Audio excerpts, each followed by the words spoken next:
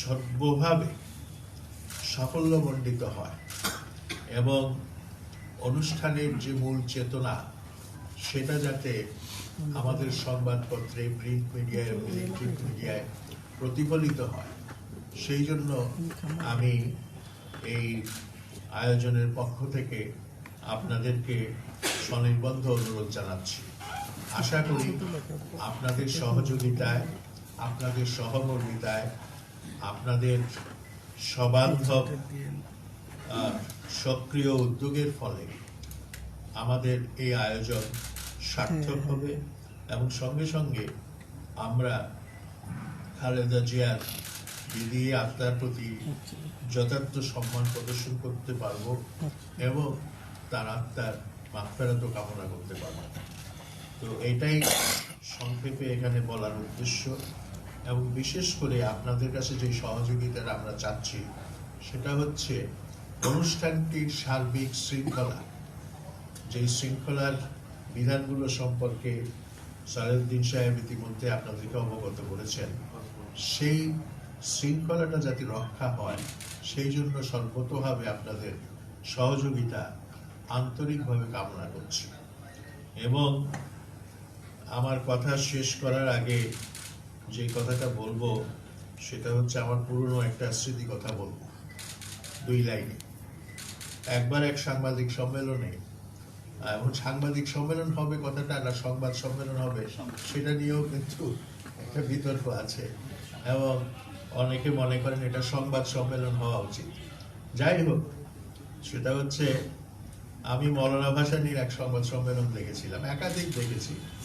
তো সেখানে সাংবাদিকরা এসছেন এবং এর মধ্যে সেই সময়কার বিখ্যাত সাংবাদিকরা আতাউজ্জামান, তারপরে ফয়েজ ভাই এবং অন্যান্যরা, কেজি ভাই, এরা সবাই উপস্থিত ছিলেন। তো আলোচনা শেষ, বক্তব্য শেষ, প্রশ্নোত্তর পর্ব শেষ, চা পর্ব শেষ। তারপরেও মৌলানা সাহেব কথা বলে যাচ্ছেন, সাংবাদিকরা ধৈর্য ধরে শুনছেন। এই শুনতে শুনতে রাত প্রায় 8টা বেজে গেল। আপনারা জানেন যে সেই সময় রিপোর্ট ফাইল করার জন্য একটা সুনির্দিষ্ট সময় ছিল, কারণ তখন প্রযুক্তি এত এখনকার মতো উন্নত ছিল না। কিন্তু তারা উসখুস করছিলেন, কিন্তু মৌলানা সাহেবকে বলতে পারছিলেন না যে আমরা এখন চাই, আমরা বিদায় চাই। তারপরে একজন সাহস করে উঠে বলল, হুজুর আমরা তো একটু যেতে হবে, একটা তো খবরটা তো ছাপাতে হবে, সে ব্যবস্থা করতে হবে, তো আমাদেরকে একটু বিদায় দেন।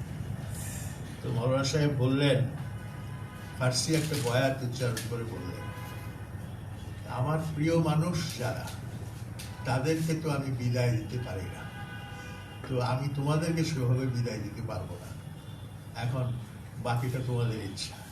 তো আপনারা আমাদের প্রিয় মানুষ, আপনাদেরকে আমরা এখানে আমন্ত্রণ করেছি, তো আপনারা আপনাদের মতো করে কাজ করবেন, কিন্তু সত্যিকার অর্থে আপনাদেরকে আমরা বিদায় জানাতে পারবো না। আপনাদেরকে আমরা অত্যন্ত ভালোবাসি, আপনাদের প্রতি আমরা শ্রদ্ধাশীল। ধন্যবাদ। আচ্ছা, এখন আপনাদের যদি আরো কোনো জিজ্ঞাসা থাকে, এখানে আমাদের আশরাফ কাছে আছেন, উনি একে একে সবাই এটা মধ্যে অংশ নেবেন। আপনাদের কোনো প্রশ্ন থাকে? আচ্ছা, একটা কথা আমি একটু মাইক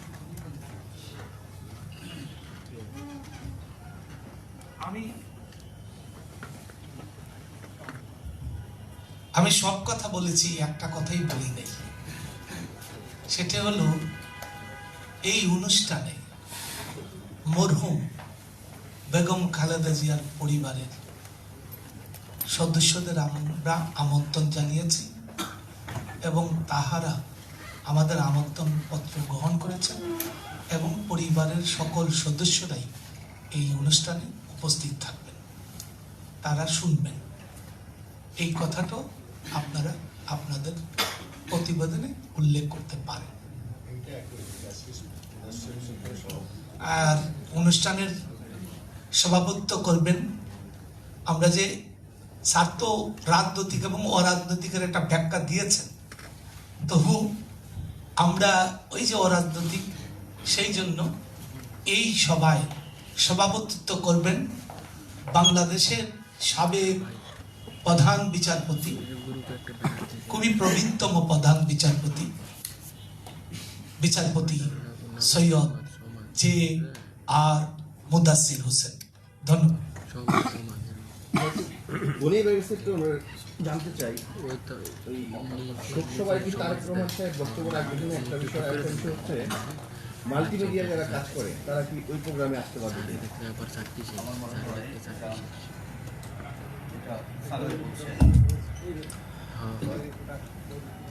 দেশনেত্রী বেগম খালেদার পরিবারের সবাইকে আমন্ত্রণ জানিয়েছেন, আমরা আশা করছি উনি থাকবেন। আর বক্তব্যের বিষয়টা বলা হয়েছে যে বক্তব্য সুদূর সমাজের যাদেরকে দাওয়াত দেওয়া হয়েছে, বুদ্ধিজীবী, পেশাজীবী যারা আছেন, বিশ্ব নাগরিক যারা আছেন, ওনারাই দেবেন।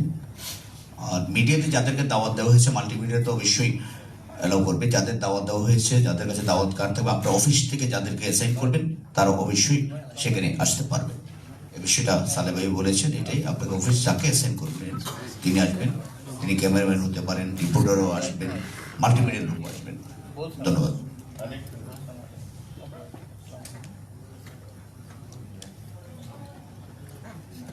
প্রোগ্রামটা যেহেতু ভাবগাম্ভীর্যপূর্ণ এবং খুবই পবিত্র অনুষ্ঠান বলা হচ্ছে, যেহেতু তারেক রহমান সাহেব, চেয়ারম্যান সাহেব এখানে থাকবেন, সেহেতু সারা বাংলাদেশের মানুষের আগ্রহের কেন্দ্রবিন্দু হয়ে উঠবে এবং অবশ্যই এই শোকসভাটা কেন্দ্রবিন্দুতে থাকবে। সেই ক্ষেত্রে উপস্থিতি ব্যাপক হওয়ার সম্ভাবনা আছে এবং আমার মনে হয় সেই ক্ষেত্রে প্রজেকশনের বিষয়টা, যদি আমি টেকনিক্যালি বলি, প্রজেকশনের বিষয়টা আমরা আমাদের অভিজ্ঞতার কথা বলি, জানাজার সময় আমরা যে অভিজ্ঞতা অর্জন করেছি সেখানে আমি বাংলাদেশ টেলিভিশনের পক্ষ থেকে বলছিলাম, বাংলাদেশ টেলিভিশনের জেনারেল ম্যানেজার। তো সেই ক্ষেত্রে লাইভ কাভারেজের বিষয়টা আপনারা কি চিন্তা করেছেন? এবং লাইভ কাভারেজ করতে গেলে যেখানে বিদ্যমান অনেকগুলো চ্যানেল, 35-40টা চ্যানেল, তো এতগুলো চ্যানেলে একসাথে লাইভ কাভারেজের সেই ফ্যাসিলিটিগুলো কি এনশিওর করা আছে কিনা, অথবা কোনো একটা স্পেসিফিক কোনো চ্যানেলকে বা পারমিশনের বিষয়টা আপনারা নির্ভর করেছেন কিনা? আর সেক্ষেত্রে যদি আমাদেরকে, আমি আমার চ্যানেলের কথা বলবো, যদি লাইভ কভারেজের আমরা প্রস্তুতি রেখেছি, যদিও সরকারি মিডিয়া বাধ্যবাধকতা আছে, তারপরেও আমরা সেই বাধ্যবাধকতা অতিক্রম করে আমাদের এক ধরনের প্রস্তুতি আছে লাইভ কভারেজ করার। তো আমাদের বাড়তি কিছু টেকনিক্যাল হ্যান্ডস লাগবে, যেমন অন্য নর্মাল কাভারেজে যদি আমরা 6 জন বা 3 জন পাঠাই, সেখানে হয়তো আমাদের 12 জন বা 16 জন পাঠাতে হবে, বা 22 জনের একটা টিম পাঠাতে হবে টেকনিক্যালি আমরা ডিএসএমডি ইউজ করার জন্য। তো এই টেকনিক্যাল বিষয়টা যদি একটু আমরা ক্লিয়ার পাই। আমরা এই এলাকায় আমরা আপনাদের জন্য একটা টাওয়ার বসিয়েছি এবং ওয়াইফাই সুবিধা আপনারা পাবেন। টেলিভিশনের জন্য আলাদা বুথ আছে, ইলেকট্রনিক মিডিয়ার জন্য আলাদা বুথ আছে, প্রিন্ট মিডিয়ার জন্য আলাদা বুথ আছে এবং অনলাইন মিডিয়ার জন্য আলাদা বুথ আছে। এবং আমরা যেহেতু প্রতিষ্ঠানকে দাওয়াত দিচ্ছি, প্রতিষ্ঠান কাকে দিবে এটা প্রতিষ্ঠানের বিষয়। একই প্রতিষ্ঠানে দৈনিক ইত্তেফাকে তার প্রিন্ট ভার্সন আছে এবং তার অনলাইন ভার্সন আছে, এবং তারা সেইভাবেই পাঠাবে। যারা চিঠি নিয়ে আসবেন তারাই যেতে পারবেন।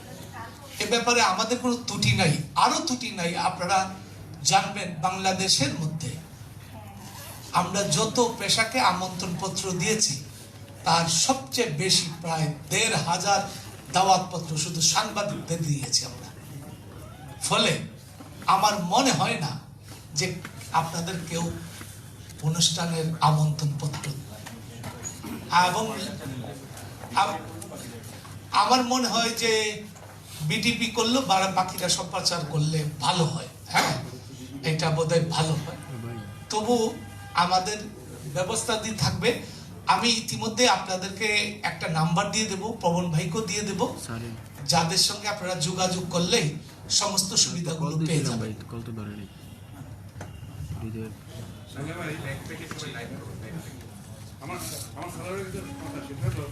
যেহেতু এই শোকসভাটা নাগরিক শোকসভা এবং কি জানি বলে যে আপনার এখানে আমাদের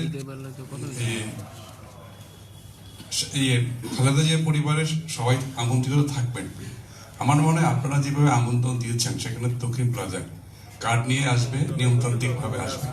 কিন্তু আমার বিশ্বাস যে যখন এগুলো আমরা লিখবো বা জানাবো, তখন সাধারণ মানুষ যারা খালেদা জিয়াকে ভালোবাসেন তারাও একটা আশার সমাগম করবে। তখন সেগুলোকে কিভাবে সুশৃঙ্খল রাখা যায় সে কোনো ব্যবস্থা আপনারা করেছে কিনা বা করবেন কিনা সেটা আমি আপনাদের কাছে একটু জানতে চাচ্ছি। এটা আমাদের পরিকল্পনার মধ্যে ছিল। এই বাস্তবতা আমরা জানি যে তার প্রতি যে সর্বজনের ভালোবাসা, এবং এটা যে শুধু যেমন তার অনুসারী যারা রাজনৈতিক অনুসারীরা তারা তো তাদেরকে তো ঠেকে রাখা যাবে না, তারা আসবেনই। এর বাইরেও তিনি যে সার্বজনীন ভালোবাসার শ্রদ্ধার জায়গাটা পেয়েছেন সেই নাগরিকরাও আসবেন। তো সবার জন্য ব্যবস্থাটা হচ্ছে যে মূল চত্বরের পরে মানিক মিয়া অ্যাভিনিউর যে সীমানা ঘেঁষে সেখানে এলইডি স্ক্রিন থাকবে বেশ কয়েকটি। সেই স্ক্রিনে এটা তো সরাসরি প্রচার হচ্ছে। আর বিটিভির যে লাইভ প্রচার হবে, আমার মনে হয় যে বিটিভি যে লাইভ প্রচারটা করবে সেটা অন্যান্য চ্যানেলগুলো যদি একই সঙ্গে লাইভ করেন, বিটিভির কাছ থেকে নেন, সেই অ্যারেঞ্জমেন্ট করেন, তাহলে ওই এলাকাটার মধ্যে যে ভিড় বা একটা যে অনুষ্ঠানের যে সৌন্দর্য আছে, জাতীয় সংসদ ভবন, তার সামনে জাতীয় পতাকা, তার সামনে এই মঞ্চ, তার সামনে নাগরিক সমাজ এবং এই সবুজ, এটাও একটা আসলে উপস্থাপনার বিষয়, যেটা স্যারও বলেছেন যে এটা পবিত্র, গম্ভীর এবং সুন্দর ভাবে আমরা এই শ্রদ্ধাটা জানাবো। তো ওইটা সমস্যা কিছু হবে, কিন্তু বাইরে স্ক্রিন থেকে সেটা আসলে দেখতে হবে। এছাড়া ভিতরে এলে সেটা একটা অন্য, সেটা কন্ট্রোল করা যাবে না।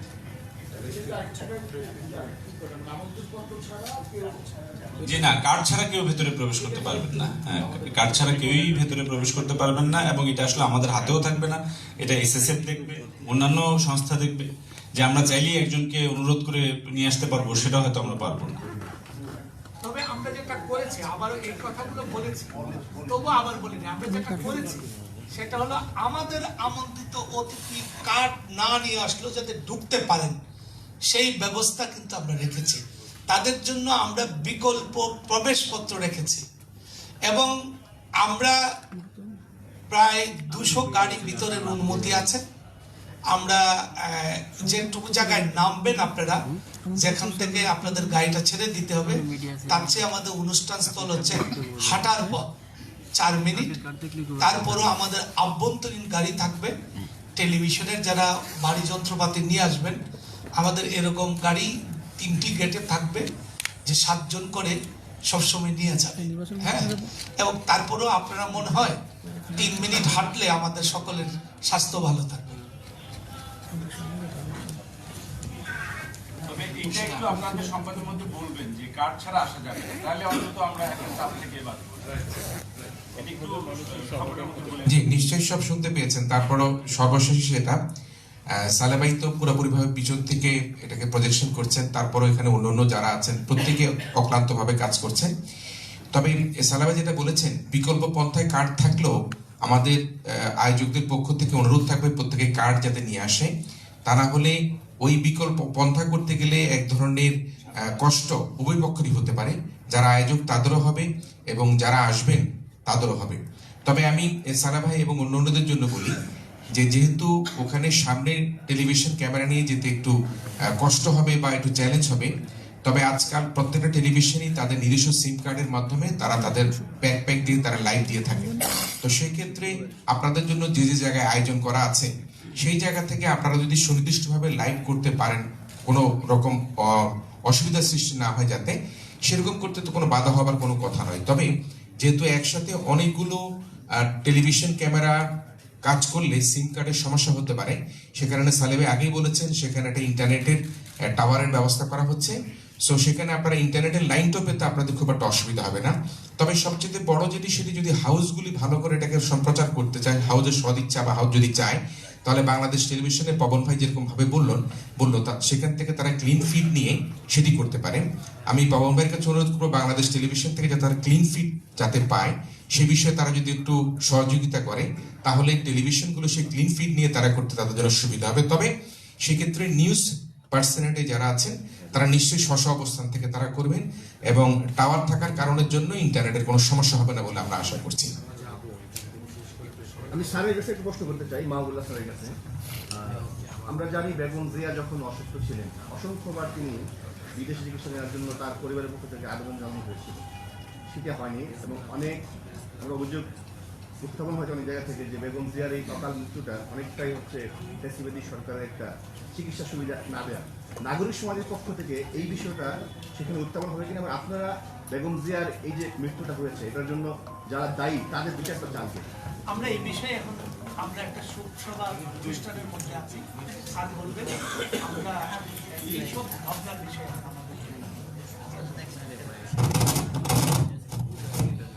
আমরা এই শোকসভায় ওনাকে স্মরণ করব, ওনার অবদানের কথা বলছি। আর ওনার মৃত্যুর জন্য দায়ী সেটা তো ওনার জানাজার সময়ও নজরুল ইসলাম খান যে বক্তৃতা দিয়েছেন সেখানে কিন্তু এটা উল্লেখ ছিল। কাজে সেই দিনকার সেই বিশাল সমাবেশে সেটা কিন্তু অলরেডি চাওয়া হয়েছে। মানে এখন বাংলাদেশে তো বিচার চাওয়ার সীমা নাই, এত ঘটনা ঘটেছে যে এখানে বিচার করতে গেলে বছরের পর বছর লেগে যেতে পারে। তারপরেও সমাজে একটা জবাবদিহিতা প্রতিষ্ঠা করার জন্য সব অনাচার সব অবিচারের বিচার হোক, এটাই বলে নাগরিক সমাজের পক্ষ থেকে আমরা আশা করি। আমি একটু অনুরোধ করি আমরা এই সুখের ইয়েটা রাখি। আমি আরো একটা কথা বলে গেছি বলতে, একটু বললাম আপনাদের লেখা লেখা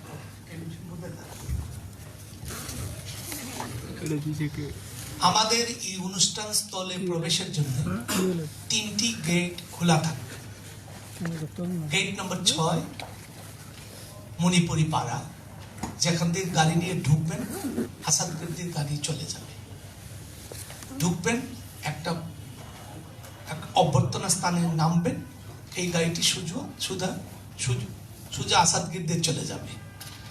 আরেকটি গেট, গেট নাম্বার 1 যেটা আসাদ গেট, এই দিক দিয়ে যারা ঢুকবেন গাড়ি নিয়ে তারা সোজা 6 নম্বর গেট দিয়ে বেরিয়ে যাবেন।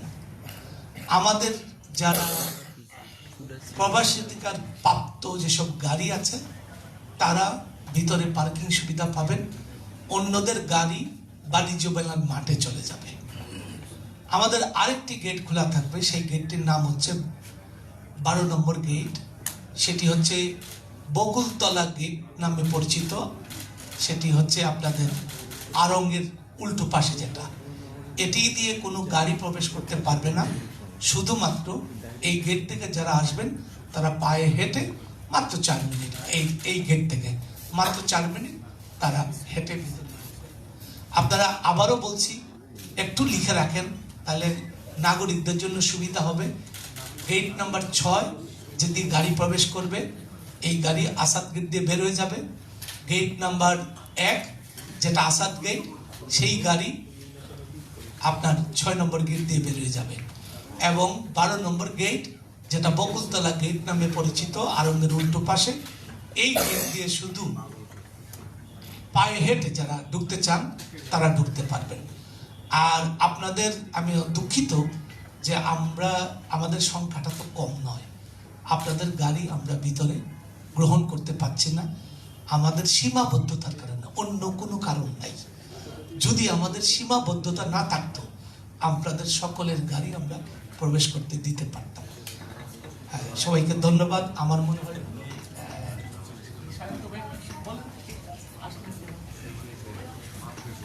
জি, আমি সরি, আমার বিশ্ববিদ্যালয়ে একটা নিয়োগ বোর্ড ছিল এবং সেখানে আমি যেহেতু ডিন থাকতে হয়েছে সেই জন্য দেরি হয়েছে, আন্তরিকভাবে দুঃখিত। স্যারের নেতৃত্বে এখানে যারা আছেন এই কমিটিতে এই নাগরিক স্মরণ সভা আয়োজন করবার জন্য সবাই অত্যন্ত আন্তরিকতা এবং সময় নিয়ে বেশ কয়েকদিন ধরে কাজ করেছেন।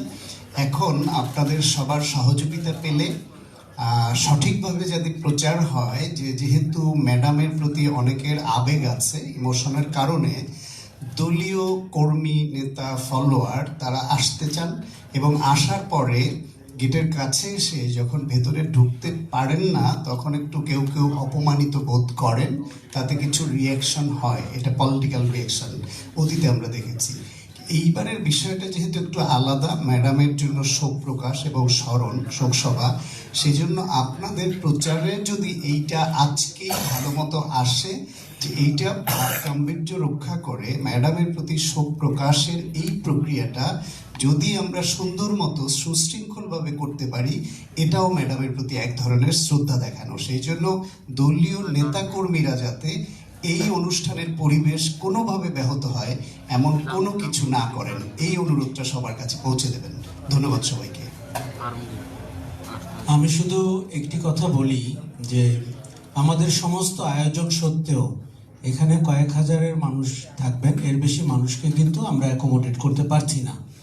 আপনাদের প্রচারণা, আপনাদের ব্রডকাস্টিং, সরাসরি প্রচার করা, সুন্দর করে লেখা, অথবা নাগরিক সমাজ তাকে কিভাবে মনে করছে, কিভাবে স্মরণ করছে, কিভাবে তার অভিজ্ঞতাকে আগামীর বাংলাদেশ বিনির্মাণে কাজে লাগাতে বলছে বা চাচ্ছে, এই কথাগুলো যত আপনারা সুগ্রন্থিতভাবে বলবেন, আমার ধারণা বাংলাদেশের প্রতি প্রান্তের মানুষ সেখান থেকে বেগম খালেদা জিয়ার যে অবয়বটি তাদের মনে রয়েছে তার প্রতিচ্ছবি তারা দেখতে পাবেন। আপনাদের উপরে আমাদের অনেক ভরসা এবং আপনাদের জন্য সমস্ত সুযোগ সুবিধা সালেহ ভাই ইতিমধ্যে কয়েকবার বলেছেন, উনি অনেক কষ্ট করছেন গত অনেক সপ্তাহ ধরে। কাজেই আপনারা ওই সুবিধাগুলো ব্যবহার করে পুরো অনুষ্ঠানটিকে বাংলাদেশের 18 কোটি মানুষের কাছে পৌঁছে দেওয়ার জন্য আপনাদের কাছে স্বনির্বন্ধ অনুরোধ। ধন্যবাদ। আচ্ছা, আমরা জিনিসটা এরকম যে আমরা শোকের শক্তিটা দেখাতে চাচ্ছি না, আমরা শোকের গাম্ভীর্য পবিত্রতা চাচ্ছি। এবং মূল লক্ষ্যটা আসলে কালকে শুক্রবার জুম্মার পরে সারা বাংলাদেশের মানুষ আবার তাকে স্মরণ করলেন, যার যার ঘরে যার যার অবস্থানে বসে এই আবহটা যাতে সৃষ্টি হয় যে তিনি কালকে আবার আমাদের মধ্যে স্মৃতির মধ্যে জেগে উঠবেন, একটা বেলা একটা সন্ধ্যা, এবং তার স্মৃতি জেগে উঠবে, তার অবদান জেগে উঠবে, এবং তাকে আমরা এভাবেই সম্মান জানাতে চাই। ফলে ওই দিক থেকে আমরা এই অনুষ্ঠানটা আসলে সারা বাংলাদেশ জুড়েই হচ্ছে, যেহেতু এটা লাইভ টেলিকাস্ট হবে, সারা বাংলাদেশ জুড়েই হচ্ছে, সংসদ ভবনটা হচ্ছে তার একটা কেন্দ্র, বাকিগুলো সব অনুরণন হবে। সেইভাবেই আমরা আশা করি যে আপনারাও আমাদের দেশবাসীকে সেভাবেই অবগত করবেন। আর গেট খোলা হবে 12:30 থেকে। ফলে মিডিয়ার যারা আসবেন তাদের আরো আয়োজনের বিষয় আছে, তারা যদি একটু আগে চলে আসেন তাহলে আপনারা ভালো জায়গায় ক্যামেরা সেট করে বসে দিতে পারেন।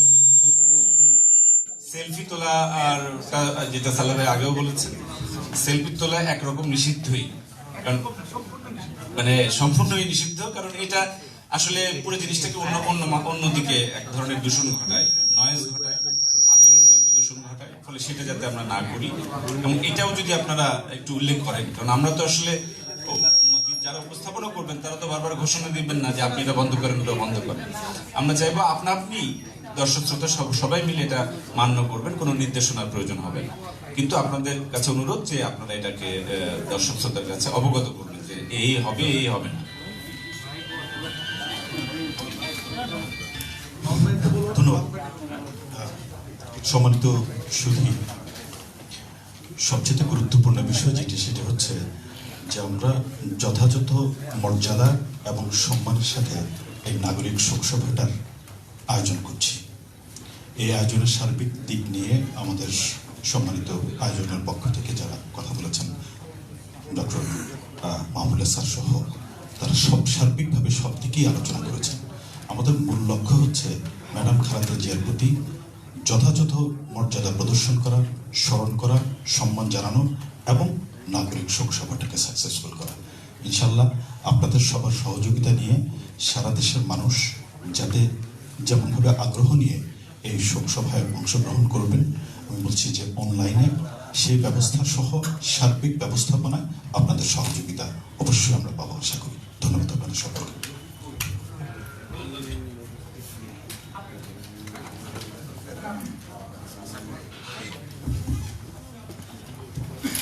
আমরা আসলে একটা দৃষ্টান্ত স্থাপন করতে চাই। এটাই আপনাদের সাথে আমরা, আমাদের শ্রদ্ধাভাজন অধ্যাপক, উনি আমার শিক্ষক তুল্য, তিনি আপনাদেরকে একটাই আহ্বান জানিয়েছেন।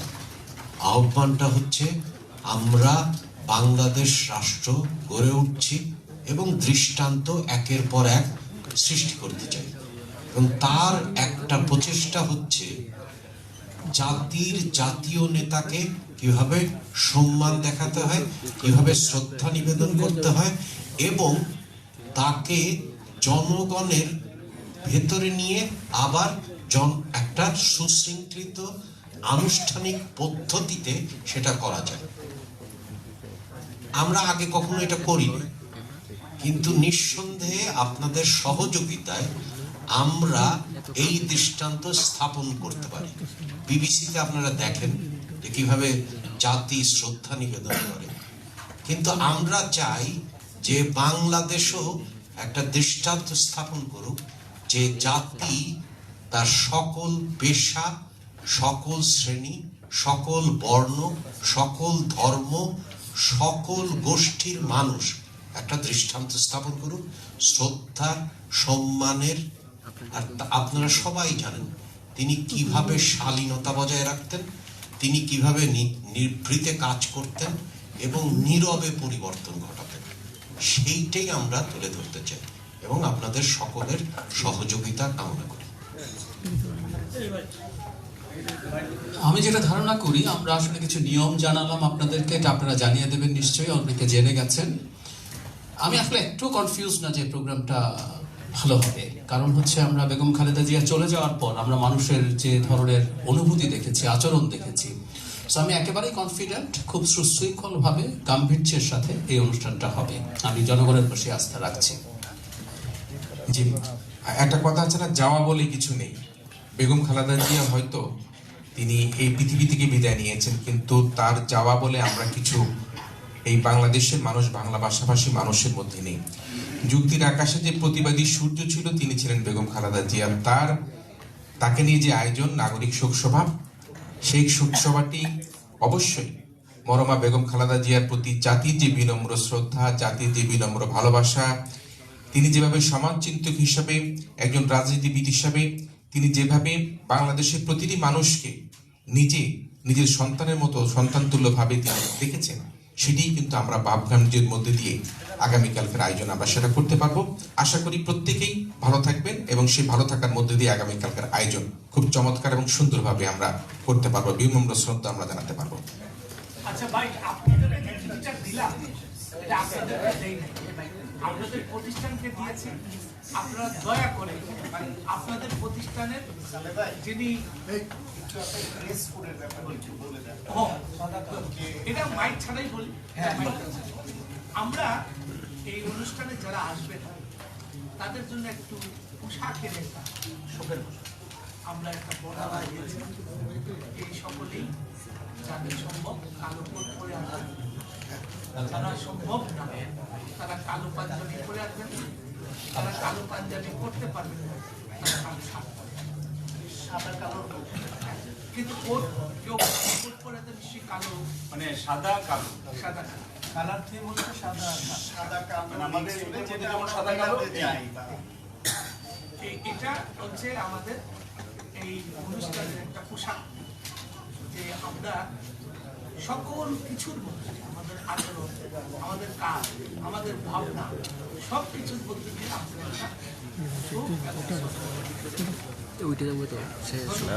যেটা একটু আমাদের যে অনুরোধটা যেটা সালেহ ভাই বলছেন, আমাদের ক্যামেরাম্যানদের মধ্যে একই সময় অনেক সময় স্বাভাবিক আমাদের অনেক টিভি, অনেক পত্রিকা, একটু হুড়োহুড়িটা হয়ে যায়। এইটা আমরা যতটুকু না করে শৃঙ্খলার মধ্যে আমরা যেন করতে পারি এবং অনুষ্ঠান শুরু হলে আমরা যেন যে নির্ধারিত জায়গা আমরা যেন সেখানে চলে যাই, এই জিনিসটা আপনাদের কাছে আমরা সহযোগিতা কামনা করছি। আপনাদের আর কোনো প্রশ্ন থাকলে সেটা করতে পারেন, না হলে আমরা শেষ করে দেব। আচ্ছা, আমি আপনাদেরকে আরেকটা কথা বলবো, আপনারা একটু খেয়াল করুন দয়া করে, মঞ্চের সামনে ক্যামেরা নিয়ে যাওয়া যাবে না, দর্শককেও আপনি ক্যামেরাতে দেখাতে পারবেন না, এটি একদম সম্পূর্ণ। দর্শক কিভাবে দেখাবে? তারা দেখাবে হচ্ছে তাদের আসন থেকে।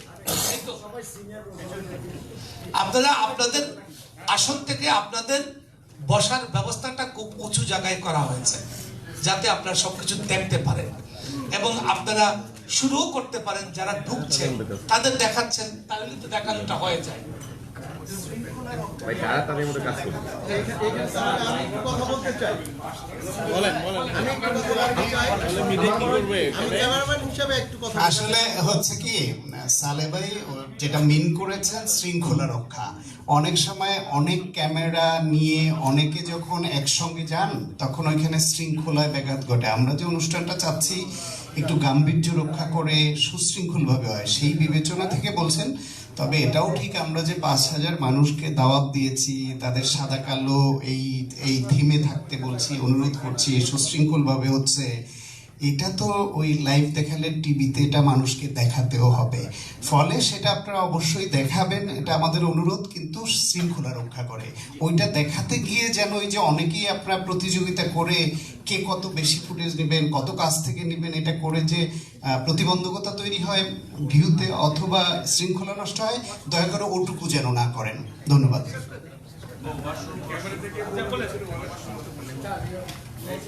বলেন। স্যার ধন্যবাদ দিয়ে শেষ করবেন। সিটি কর্পোরেশন পর্যাপ্ত পরিমাণে ওয়াশরুমের ব্যবস্থা রেখেছেন, আর যত্রতত্র কেউ ময়লা ফেলানোর চেষ্টা করবেন না। ধন্যবাদ স্যার। আর কোনো প্রশ্ন আপনাদের নাই, উনি অনুষ্ঠানের সমাপ্তি ঘোষণা করবেন।